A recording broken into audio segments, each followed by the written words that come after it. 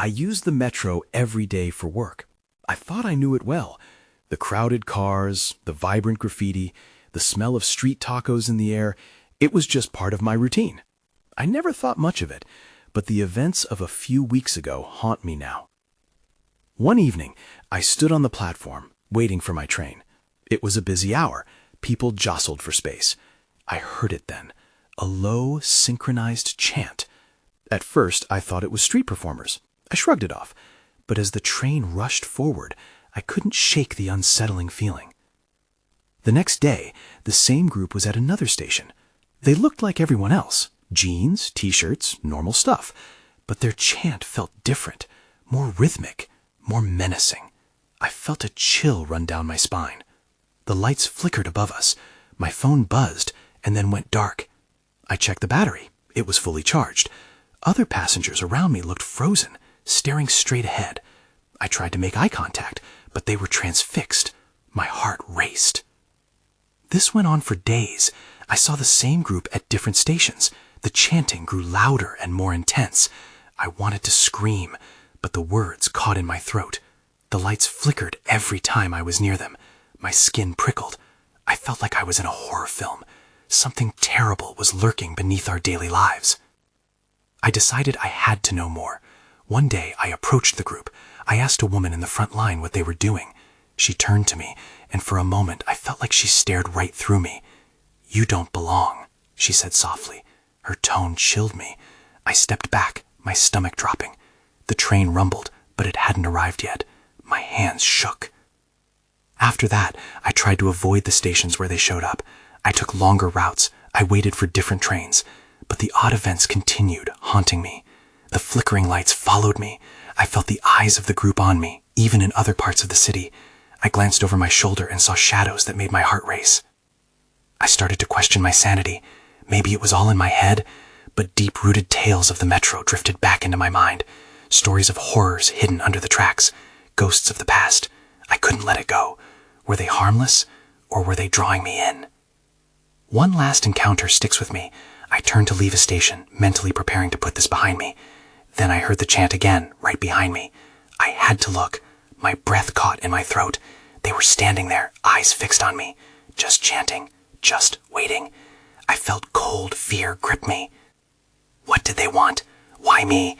The answer stayed out of reach. I wished I could forget it, but every time I took the metro, I could hear the chanting echo in my mind. I never felt safe on that train again. Each ride became a countdown to another encounter. Would they find me? I didn't know. The next day, I decided to take a different approach. I wanted answers, and avoiding the metro was no longer an option. I made my way to the central library to research. Maybe there were old articles about strange occurrences. I sat at a table with stacks of newspapers and open books. They were said to gather after dark, performing rituals to some powerful entity. According to the article, several people had gone missing after encountering them. A chill ran through me. The dates aligned with my encounters. Was there a new group repeating history? I gathered my notes and headed back home, piecing together what I had found. Each detail wrapped tighter around me, like a grip I couldn't shake off. I needed to confront the group, but my heart raced at the thought. That evening, I decided to ride the metro again. I was nervous, but determined. As the train pulled into the station, I felt a mix of fear and anticipation. The overhead lights flickered. My heart raced. I looked around. There were the usual commuters, but I couldn't shake the feeling that their eyes were glazed over, similar to what I had seen before. I stepped closer to the edge of the platform. In a corner, I spotted them, the group. They stood in sync, chanting softly, and their heads turned as I approached. My breath caught again, a lump forming in my throat. This time, though, something in me snapped. I felt an odd compulsion. I had to know what they wanted. I moved closer, adrenaline surging through me. I shouted over the chant, "What do you want from me?" Their chanting paused. An eerie silence hung in the air, and I felt everyone's eyes on me. The same woman I had spoken to before stepped forward. This time her gaze was intense, almost searching. "You seek answers," she said flatly, "but questions bring consequences." The words hit me like ice water. Something about their presence felt stronger now, as if they were gathering power from my fear. I swallowed hard. What consequences? A low rumble echoed through the station as the lights above us flickered violently. The crowd surrounding the group parted, revealing a dark tunnel behind them that seemed to breathe with a life of its own. I could hear distant whispers floating toward me, indistinct but filled with urgency. Then, as if the decision was taken from me, the chant resumed, louder and more demanding. I felt myself starting to move, drawn in like a moth to a flame. I hesitated, fighting against whatever force was pulling me closer. That's when I noticed something in the shadows of the tunnel. A figure, or maybe a silhouette, lurking just out of sight. My pulse quickened. I began to back away, the instinct to flee sparking, but the group didn't let me go that easily. One of them stepped forward, a grin creeping onto their face. "You can't escape the truth. It's already found you." With a jolt, I turned and ran. Panic surged through me, every nerve ending screaming to get away as I dashed to the nearest exit. I burst onto the street, gasping for breath, but the chanting faded slow to a distant echo. I couldn't shake the feeling that someone or something was still watching me.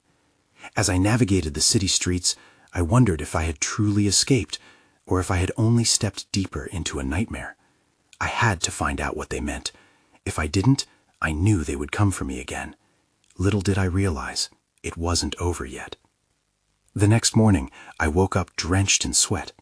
My dreams had been haunted by the chanting, the faces of the cult swarming my mind like shadows. I rubbed my eyes, hoping to shake off the remnants of the night, but the nagging feeling that I wasn't safe lingered. I had to gather myself. Ignoring the urge to bury myself under the covers, I grabbed my notebook instead. I scribbled down everything I remembered about my encounters, the details swirling in my head like a storm. The dates, the faces, the whispering, it all seemed connected. A different kind of urgency gripped me. I needed to learn more about that cult from the library, but I also knew I had to be cautious. Something wasn't just happening in the shadows. It felt like it was closing in on me. As I made my way back to the central library, I couldn't shake the feeling that I was being followed. The hairs on my neck prickled as I glanced over my shoulder. A man in a dark coat paced behind me, too close for comfort. It was unsettling enough that I started walking faster. The streets were busy, but the feeling of dread hovered over me like a cloud. When I arrived at the library, I scanned the room for familiar faces.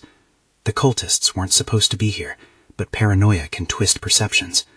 I took a seat at a table and burying myself in research again, desperate for clarity. Among the old articles, I found a photograph of a similar gathering, with a caption discussing the infamous ritual of lost souls. It was unlike anything I had thought I'd uncover. Just then, I heard a shift in the atmosphere. The air thickened, and I felt eyes upon me. I turned, and there he was, the man from before, standing just a few tables away, watching me intently. My heart dropped. He seemed out of place, his eyes piercing, filled with knowledge or malice. I pretended not to notice, but my palms were clammy against the smooth page of the book. Rattled, I grabbed my things and hurried toward the exit. As I stepped outside, my heart raced. I needed answers but was too scared to confront him. That's when I saw it, an envelope on the ground, sticking out from the creases of the pavement. It was addressed to me. I could barely breathe as I picked it up, half expecting the cult to emerge from the shadows. My hands trembled as I tore it open. Inside was a small piece of paper with a single chilling sentence. "The truths we seek can consume us if we let them." My heart raced. Who had sent this? Was it a threat? Before I could process, the world around me seemed to shift. The man from the library stood behind me now, too close for comfort. "You shouldn't have done that," he whispered, his tone low and dangerous. My fight or flight response ignited, and with a sudden burst of courage, I turned to face him. "Why are you following me?" I demanded, trying to reclaim some control. He smirked, but it didn't reach his eyes. "You're more involved in this than you know. The answers you seek can lead to dark places. You're playing a game with no rules." The warning settled in my gut like a cold stone. I knew he held more knowledge about what lay beneath the city than he let on. Just then, I caught a glimpse of movement behind him. It was the woman from the metro, stepping out from between two nearby buildings. I was trapped. The two of them stared at me, and I realized I had stumbled into something much bigger than I had imagined. I had to act, not just for my own safety, but to uncover the truth gripping my world. But before I could move, the lights around us flickered, and for a moment, everything went dark. When the lights flickered back on, I found myself in a different reality. The man and woman were gone. I blinked, disoriented, trying to shake off the feeling that I was living in a dream. I looked around, but the street was just as crowded as before. People hurried past me, their faces blurred by my anxiety. Yet I felt it, the whisper of something sinister lurking close. Heart pounding, I took a few steps back and leaned against the library's wall. I couldn't stay there. If they had vanished in the darkness, they might reappear again. I needed to put distance between us. I forced myself to walk, each step heavy with uncertainty. The note burned in my pocket, a reminder of my foolish curiosity. My head raced with questions. What did the man know? What did he mean by dark places? I needed to find out more about this cult, but I also needed to stay safe. Just as I rounded the corner, I spotted the woman from earlier. She stood by a cafe, her gaze fixed on me. I froze. Had she followed me? Fear gripped me, but I didn't want to appear weak. I squared my shoulders and approached her, hoping she could provide answers instead of more questions. "What do you want?" I asked, trying to project confidence. She smiled softly, but her eyes held a warning. "You're in danger. They're watching you." My stomach dropped. "Who are they? Why are you involved?" "Listen." She glanced around quickly, ensuring no one was eavesdropping.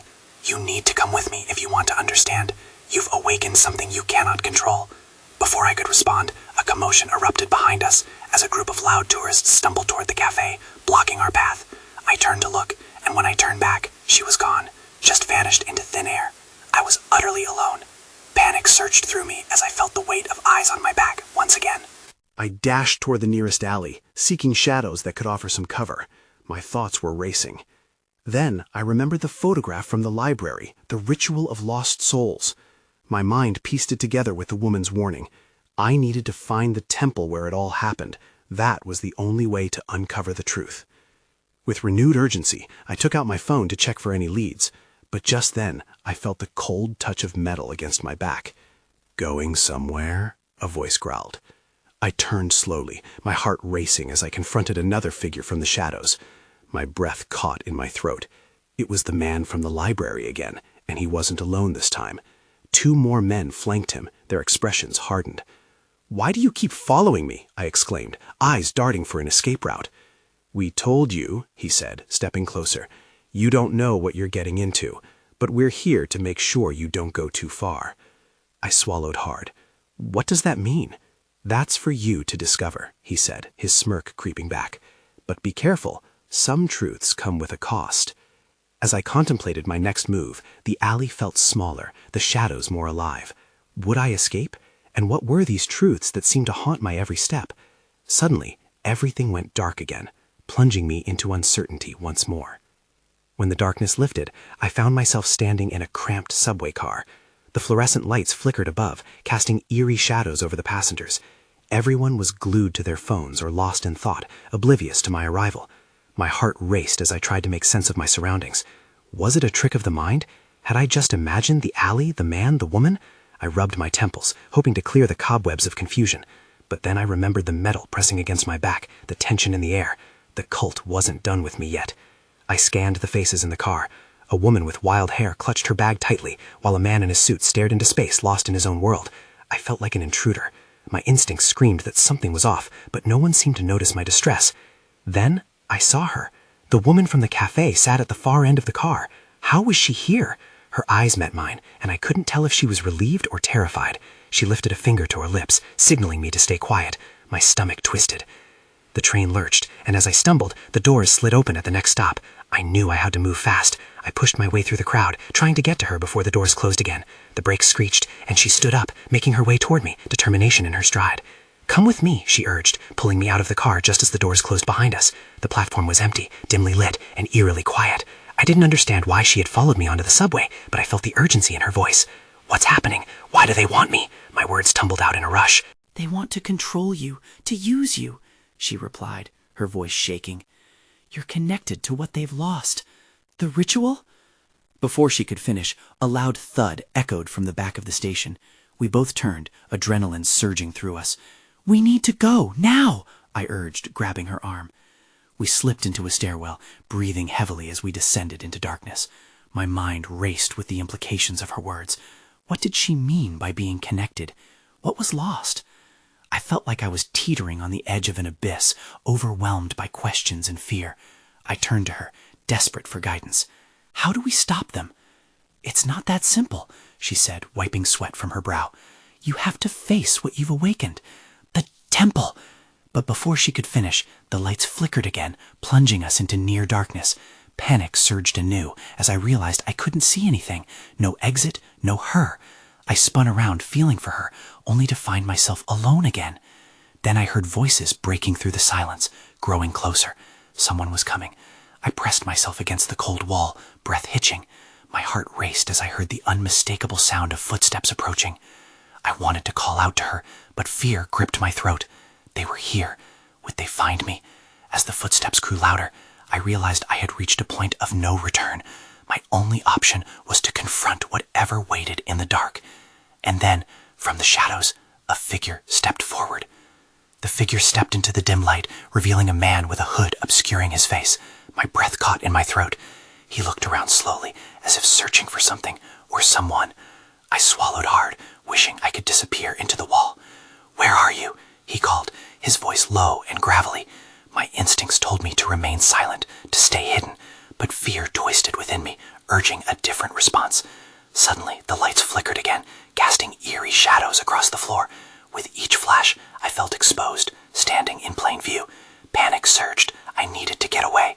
I edged toward the stairwell exit, keeping my eyes fixed on him. He took a step forward. "I know you're here," he said, his tone calm yet menacing. I didn't understand how he could sense me. My pulse thundered in my ears as I backed up until I found the railing of the stairs. If I could make it up, maybe I could finally find a way out. Then I heard her voice, sharp and frantic. "Run!" Without thinking, I bolted up the stairs, alarming the man. I could hear his footsteps pounding closer behind me, echoing in the confined space. I didn't dare look back. My legs burned as I pushed myself to go faster, praying I wouldn't trip on the worn steps. I burst into the dim-lit station. The familiar buzz of fluorescent lights greeted me, and I blinked against the sudden brightness. I didn't stop running until I reached the platform. I glanced back to see if I had lost him. No sign of him. I took a deep breath, trying to steady myself. But then, the grating sound of metal scraping against metal echoed from the tunnel. My stomach dropped again. "Over here!" The woman from the cafe stood just outside a doorway, waving frantically. Relief flooded me as I rushed toward her. "We don't have much time." "What was that guy?" I gasped, trying to catch my breath. "He's part of the cult. They know you're awake," she said. "You've triggered something. I should have warned you." I didn't understand. "What do you mean? What have I done?" "Your presence at the cafe, the energy," she muttered, glancing back toward the tunnel. "It scared them. They've been searching for you ever since." My hands began to tremble. "What do we do?" "We need to find the temple before they do. That's where the answers are. If we don't get there first—" She trailed off, and I could see the fear in her eyes. An explosion of noise erupted from the tunnel, and I turned, my heart racing once more. The man in the hood appeared at the entrance, flanked by others. They were closing in. "Move!" She grabbed my arm, pulling me through the doorway just as they rushed onto the platform. We stumbled into a dark corridor, and behind us I heard their footsteps echoing louder. "We have to hurry," she said, and I followed her deeper into the unknown. Was this the temple she mentioned, or was this just another trap? But then, as I looked around, a symbol on the wall caught my eye, a familiar symbol, one I had seen before in the alley. Just as a sense of dread filled the air, I realized I was more involved in this than I ever wanted to be. "What is this place?" I whispered. "I never thought it would lead you here," she replied, her voice barely audible above the chaos. And then, everything went dark. My eyes snapped open, but I couldn't see anything. It was so dark I felt like I was floating. The sound of my own breathing filled my ears, quick and shallow. Panic surged again, but I could also hear muffled voices nearby. The echoes of our footsteps still rang in my mind, bringing me back to reality. If I was going to survive, I needed to focus. "Are you okay?" A whisper came through the dark. I recognized her voice. "I think so," I replied, my voice barely breaking the silence. "Where are we?" "I don't know. They must have shut off the lights," she said, frustration edging her words. "We need to get out of here." I felt around, trying to locate her. My hand grazed her arm before grabbing hold. Her touch grounded me. "What do we do?" "Follow me. Just be quiet," she urged, touching me forward. I stumbled along, my heart racing, uncertain of what lay ahead. The smell of damp earth surrounded us, and I could hear the soft drip of water somewhere nearby. We moved slowly, feeling our way through the pitch darkness. It felt like we were in a narrow passage. Every sound seemed amplified, the soft rustle of her clothes, the faint scuffling of our feet, and the rhythmic ticking of my pulse. Then, suddenly, from deeper within the tunnel, I heard it. the unmistakable sound of chanting, a low, guttural tone that sent chills down my spine.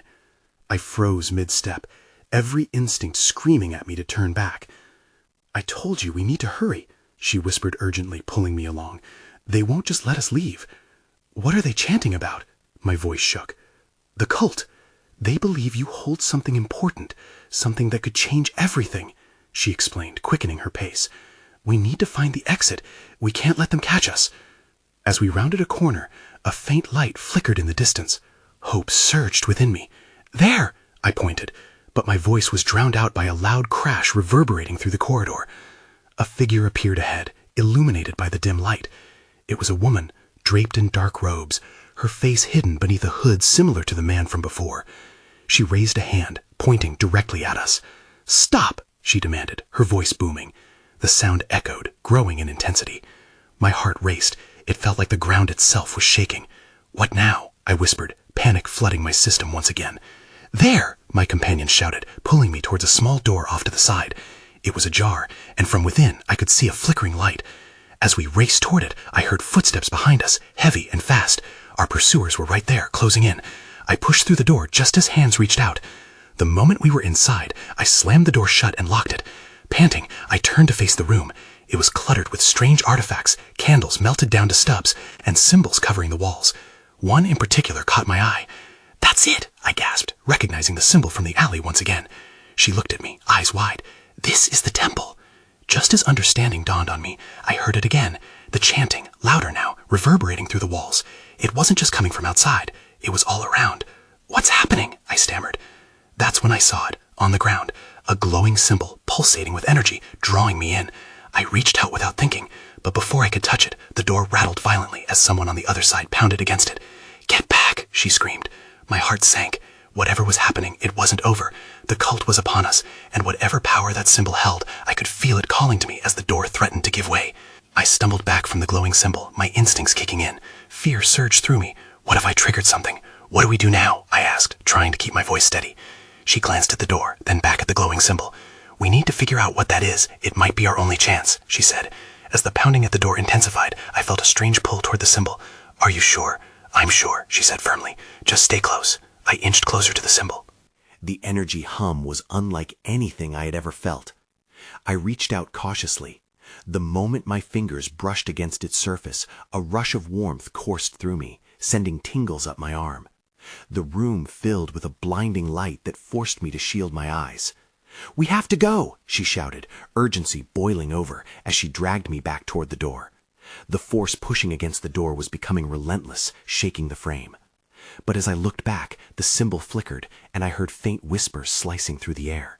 They sounded almost like sentences, rising and falling like a chant, entwined with the foreign words of the cult outside. "What is that?" I gasped, straining to understand. "I don't know. It might be a way to harness power," she yelled. "Power for what?" My mind raced with possibilities. I needed answers. Suddenly, a large crack appeared in the wooden door. The chanting from outside amplified to a near-deafening roar, mingling with my racing pulse.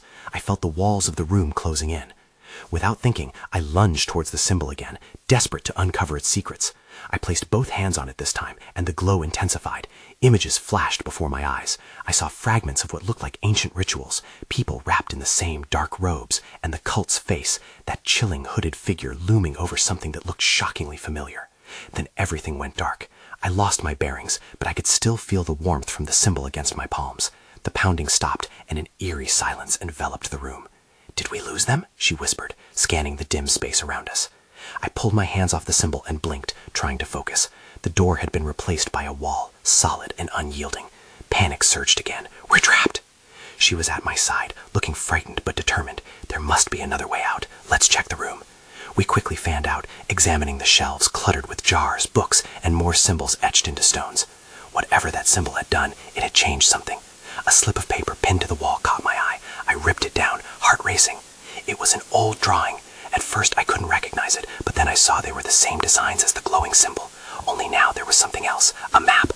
As I studied it, I felt the energy shift in the room. The light flickered again, and I knew we had to move fast. "We can find a way out," I called out, pointing at the lines on the paper. Before I could explain, the walls started to shimmer, and I realized that whatever was happening was shifting. "What's going on?" she shouted, her eyes wide.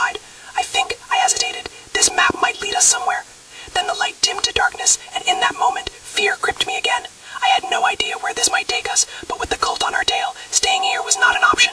We had to decide quickly. Either follow the map or try to break through the wall. My gut twisted as the walls echoed with the faint sounds of chanting once more. We were quickly running out of time. The walls trembled as the chanting grew louder, pulsating through the air like a living thing. My heart raced wildly, urging me to act. I glanced at her, our eyes wide with uncertainty. "We have to follow the map," I said, my voice barely above a whisper. Before she could respond, I unfolded the paper, revealing the intricate lines and symbols. Each curve felt charged with energy, resonating deep within me. "Look," I pointed. "It looks like there's a path we can take." She nodded, but her expression was tense. What if we just end up in another place with more cultists, or worse? I didn't have a solid answer, just the gnawing fear of being caught. The door didn't just close, it had vanished. "Isn't it better than waiting here? We can't stay." Reluctantly, she stepped closer. "Okay, let's go." We began tracing the map, following its twists and turns with cautious steps. Each time our feet touched the ground, a low hum resonated beneath us. It felt alive, as if the very floor was aware of our presence. My skin prickled, and I could feel the weight of unseen eyes watching us in the darkness. Then the room seemed to mold around us, and I gasped as the map's lines flickered. It was as if they were glowing, guiding us along paths I suddenly felt I could trust. "This way," I urged, pointing to a shimmering vein that appeared to extend forward. We moved deeper into the unfamiliar space, inching along the barely visible pathway. The shadows around us warped and danced, as though the walls were breathing. I gripped her arm, trying to steady myself. "What if it leads us to something dangerous?" "I don't want to think about that," she replied, her voice tight. Just as I was about to reply, the air around us shifted, and I froze. A form emerged from the shadows ahead. It was tall and cloaked, the fabric flowing like smoke, hiding its features. I stepped back instinctively, heart hammering in my chest. "Who are you?" I called out, my voice echoing against the walls. The figure paused, then lifted its head, revealing a mask that glowed faintly. I felt that same pull toward it that I had felt with the symbol. It raised a hand, and instinctively I raised mine in response. "Come," it said, the voice echoing around us, as if coming from everywhere. "You have awakened the sanctuary." The term sent chills down my spine. "Sanctuary?" I echoed, struggling to comprehend. "Follow," it commanded again, turning slowly. Against my better judgment, I shot a glance at her. I could see the conflict on her face, fear and curiosity at war. But we didn't have time to debate. The chanting was fading, but its essence lingered in the air, and the very walls felt restless. I took a step forward, pulling her along with me. "Maybe it can help us," I whispered, unsure if I believed my own words. With each step we took, I felt the atmosphere shift again, and another line of the map sparked to life beneath our feet. All at once, the moment stretched into uncertainty, a point of no return. Then, without warning, the air crackled with energy, and I knew we were not alone in this sanctuary. Just as we entered another realm of darkness, the figure turned to face us again. It pointed toward a new glow deeper within. "Your answers await," it said, and the ground beneath us pulsed. That's when I saw it, a massive ancient door at the end of the corridor, imbued with the same symbols from the glowing map. It radiated power, but also a warning. We had come too far to turn back now, but what waited behind that door remained a mystery, and it could change everything. I took a steadying breath, my heart hammering in my chest as we approached the ancient door. The air crackled with energy, a pulsating hum that resonated through the ground beneath our feet. I couldn't shake the feeling that we were on the cusp of something monumental, yet terrifying. "Are you ready?" I asked, casting a glance back at the cloaked figure, now moving to the side with an air of expectation. She hesitated, taking in the intricate symbols carved deep into the wood, their meaning lost, but somehow familiar. "Ready as I'll ever be," she replied, her voice barely above a whisper. I reached for the door, fingertips grazing the cool surface. It felt alive, thrumming with an unseen power. At that moment, the chanting grew louder, echoing around us, urging us forward. We couldn't turn back now.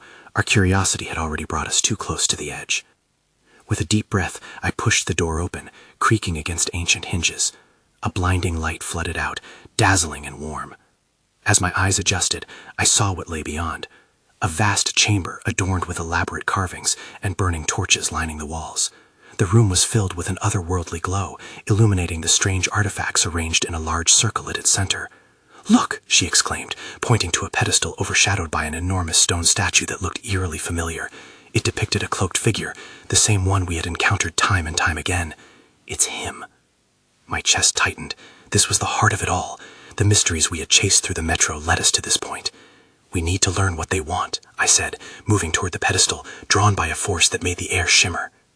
On the pedestal lay an ornate box, beautifully crafted, yet foreboding. As I reached out to touch it, a shiver coursed through me. Careful, she warned, stepping closer. It could be a trap. But just then, the chanting stopped, leaving an eerie silence that rang in my ears. I hesitated, glancing at her. Do you think, if we opened it, we could stop them? The air seemed to thicken with tension. It felt as if the walls were watching, waiting for our next move. I don't know, but we need to understand why they're after us, she replied. I took a deep breath, feeling the weight of the decision in my hands. There was a connection, a fracture in time that had brought us to this moment. We had to know. Together? I asked, glancing at her. Together, she agreed. With a shared nod, we both lifted the lid of the box. It creaked open to reveal a swirling mist that sparkled like starlight within. Drawn closer, I could hear faint whispers woven into the light, the blend of hopes, fears, and unanswered questions. The mysterious hum enveloped us, and I felt the weight of countless lives, their stories waiting for release. But before I could make sense of it, a blinding flash erupted from the box, the power surging through me. I staggered back, hearts racing, as visions of the cult's rituals, their dark past, and what they sought flashed before my eyes. The truth was sprawling, chaotic, an insatiable hunger echoing in the darkness.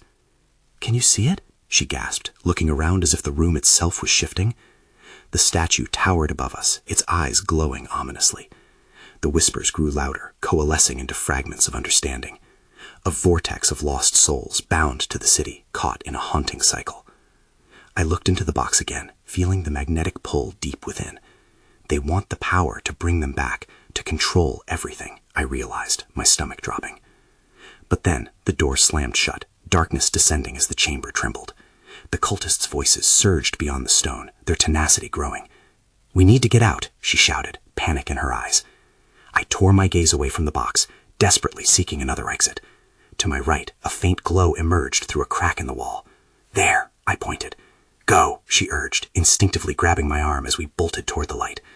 The chanting behind us swelled with urgency, echoing our fear. We pushed against the stone, and the moment our hands touched the glowing fissure, the energy surged, pulling us in. A rush of wind enveloped us, and time seemed to collapse in on itself. There was a moment of weightlessness, then darkness once again. When I opened my eyes, I was back at the metro platform, gasping for breath. The familiar sights felt oddly surreal. People rushed by, oblivious to the strange ordeal that had just unfolded. I glanced over at her, disoriented and alarmed. Is it over? Her face mirrored my uncertainty, and just then a familiar chill ran down my spine. The flickering lights overhead filled the air with an electric tension, reminding me of the chaos lurking just below the surface. I think we're safe, but, she began, glancing around. I don't know if we escaped entirely. A profound sense of unease settled in my gut. We had uncovered a sliver of truth, yet uncertainties remained. What had we released? What had the cult wanted? And would they return? Together, we stepped back onto the platform, but the echo of the chanting lingered in my ears. I couldn't help but feel the weight of the box still resting upon my shoulders. The darkness may have receded, but I knew all too well the shadows would linger, waiting for the right moment to resurface. I wondered if we had truly escaped the shadows of the underground, or if they would ultimately draw us back into their depths, again and again, leaving us to question if the truth was worth discovering, or if it was better left buried.